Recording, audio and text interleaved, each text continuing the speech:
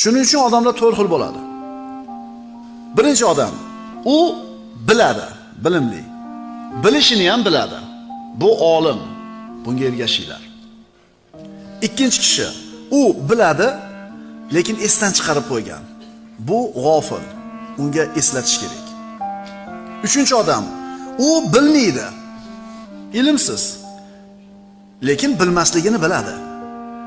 Ilmsiz, ilmsizligini biladi. Bu johil. Bunga o'rgatinglar. To'rtinchisi, bilmaydi. Ilmsiz, bilmasligini ham bilmaydi. Bu odam shayton, bundan uzoq bo'linglar. Mana shu to'rtinchi toifadagi odamlar eng katta zarar ko'radigan odamlar bo'ladi. Hech narsani bilmaydi, hech narsaga aqli yetmaydi, lekin hech narsani bilmasligini ham bilmaydi.